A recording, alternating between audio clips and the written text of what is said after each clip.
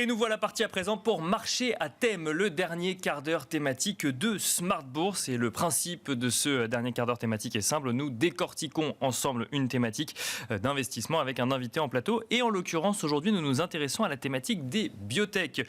À en croire l'indice Nasdaq Biotech qui a pas mal reculé depuis août 2021, certains investisseurs semblent revenir sur la thématique. À en croire en tout cas le léger rebond fait par l'indice depuis la mi-juin. Alors pour évoquer ce sujet, nous avons le plaisir de recevoir sur le plateau de Smart Bourse Sacha Pouget. Bonsoir Sacha Pouget. Bonsoir Nicolas. Bienvenue sur le plateau de Smart Bourse. Vous êtes directeur associé chez Calisté Biotech Advisor. Vous êtes également le fondateur de biotechbourse.fr.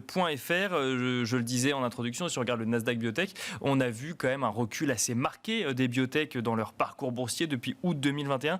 On parle de quoi? D'un recul de 40% du secteur, c'est ça? Alors 40% pour le S&P Biotech qui est on va dire un voisin de l'indice Nasdaq Biotech, mais qui comporte davantage de small et mid caps. D'accord. C'est plus, on va dire, des sociétés qui sont en développement, qui ne font pas encore de bénéfices, mais c'est un bon indice. Oui, il perd 40% depuis le début de l'année. Mais on voit quand même certains investisseurs revenir aujourd'hui sur cette thématique d'investissement. Comment est-ce qu'on peut expliquer ça? En fait, c'est quoi? Il y a eu une vague de recherche de vaccins, donc tout le monde s'est intéressé aux biotech. Puis une fois que le sujet a été réglé, du coup, les investisseurs sont partis. Et là, on voit quand même les investisseurs revenir. Tout à fait. Alors déjà, ce qu'on a pu constater comme le compartiment des petites et moyennes entreprises, c'est qu'on a eu une désertion un peu des investisseurs sur cette thématique des petites et moyennes sociétés qui ont de la croissance, mais qui ne font pas généralement de bénéfices. Les biotech font partie de cette classe d'actifs, donc elles ont souffert de cette rotation, on va dire, de portefeuille. Et aujourd'hui, on perd exactement la même chose qu'aux États-Unis, donc c'est assez global. En France et également en Europe. D'accord. Donc c'est un phénomène assez global lorsqu'on voit un petit peu les chutes qu'on a pu observer. Aujourd'hui, ce qu'on constate quand même, c'est qu'on est arrivé à des niveaux très attractifs, puisque les sociétés biotech françaises, les 40, développent des pipelines, donc des produits en développement. Et au moment où je vous parle, on est à une valorisation globale de ces 40 sociétés de 5 milliards d'euros. Ce n'est pas arrivé depuis 20 mois, donc on est vraiment sur des niveaux attractifs et surtout sur une diversification du pipeline qui est très mature aussi, puisqu'on a 65 phases 1 en développement, en essais cliniques, on a une cinquantaine de phases 2, et on a aussi 25 phases 3. Donc tout cela, quand même, peut être un réservoir de création de valeur pour l'investisseur qui peut intervenir sur des niveaux. Parce que les biotech, on le rappelle, donc du coup, le fonctionnement, c'est que c'est quand même des sociétés qui ne génèrent pas de cash ou de chiffre d'affaires à court terme, puisqu'elles développent effectivement des médicaments, ou en tout cas des produits. Et donc, il y a ces 3 phases de test, phase 1, phase 2, phase 3, avant de potentiellement valider l'efficacité d'un médicament. Et c'est là seulement où on peut le mettre sur le marché. Exactement. Alors, tout cela répond à vraiment des process bien normés, internationaux. Et ce qu'on peut constater aussi, c'est que les sociétés biotech ont besoin de lever beaucoup d'argent pour parvenir à la commercialisation. Il faut financer la recherche. On est sur des cycles de développement qui sont longs et coûteux. Et ce qu'on a pu constater, et c'est un peu contre-intuitif avec la performance boursière, c'est que les biotech françaises ont pu lever dans de bonnes conditions cette année. J'allais vous poser la question, c'est est-ce que quand on voit une chute de 40% effectivement du secteur, les biotech peuvent se financer pour développer des produits ou en tout cas des médicaments? Alors malgré tout, elles ont réussi à se financer et ça, c'est le principal phénomène encourageant de ce qu'on a pu constater sur cette première partie de l'année de 2022. Elles ont levé au moment où je vous parle 620 millions d'euros. Alors ça représente un peu, c'est un chiffre un peu froid si je puis dire, mais en fait c'est la deuxième année historique en termes de levée de fonds des biotech françaises qui sont cotées en bourse. D'accord.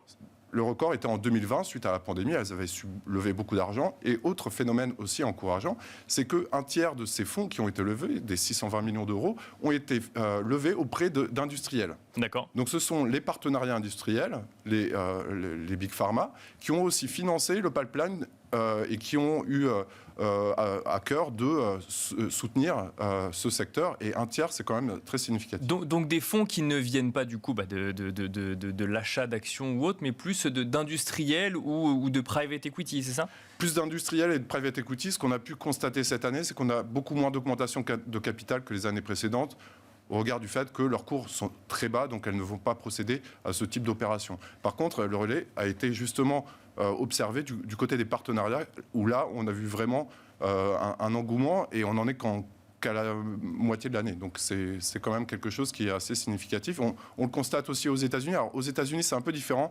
Il y a eu beaucoup de lay-off, de plans de licenciement, Bien sûr. qui n'est pas arrivé en France. En France, ce qu'on a pu constater, c'est plutôt une baisse dans les dépenses, notamment auprès de leurs prestataires. Donc, et il y a eu aussi, pour certaines sociétés, des recours à des priorisations dans leur développement.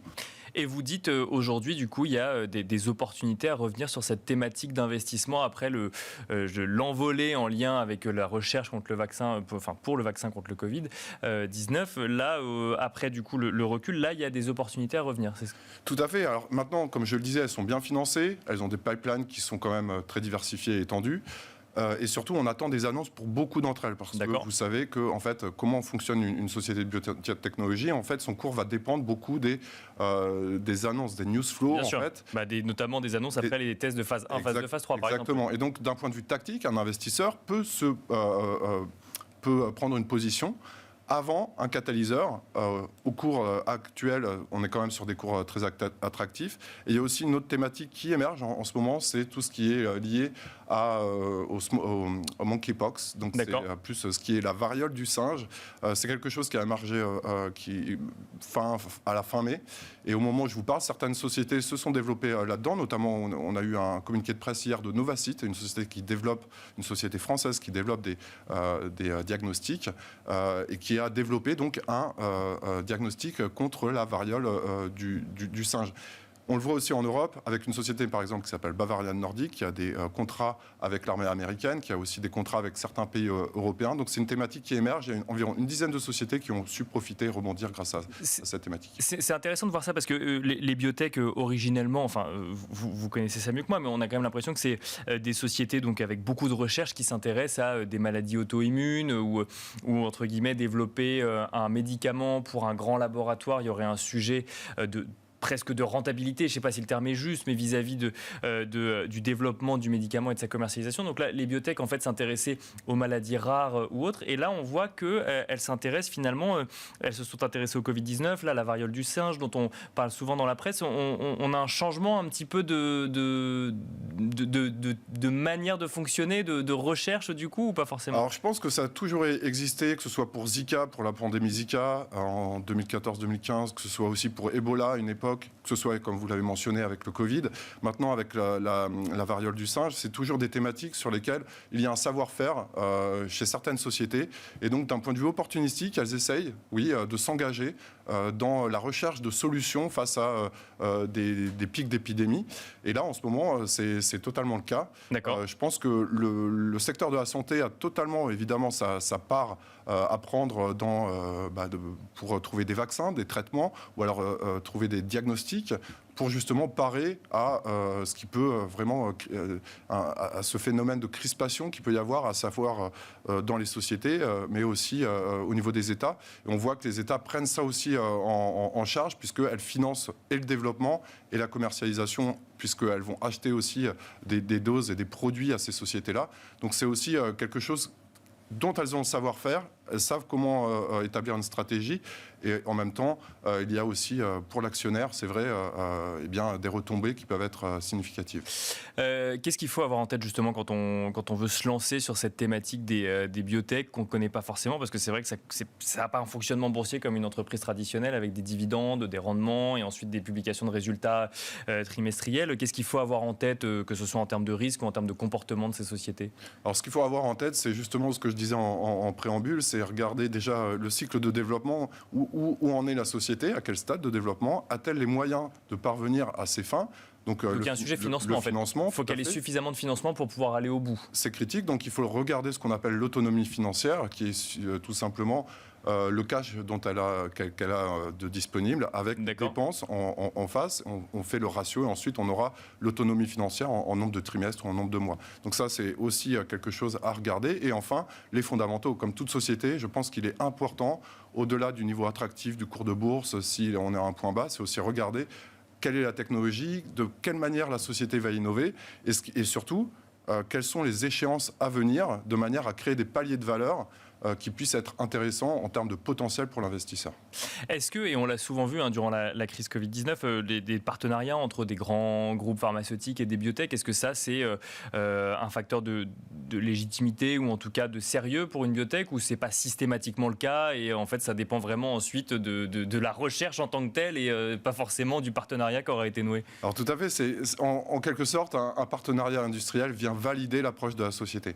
Donc c'est une validation scientifique. On l'a vu d'ailleurs encore récemment, une société comme la Big Pharma Pfizer vient d'investir 8% du capital de Valneva. Bien sûr, oui, on en a parlé sur Smart Bourse. Des vaccins. Et donc c'est la manifestation aussi que des grandes sociétés internationales s'intéressent à nos sociétés qui parviennent à des résultats dans leur recherche et dans leur développement et qui sont capables aussi de commercialiser. Donc là, on est dans une phase de maturité.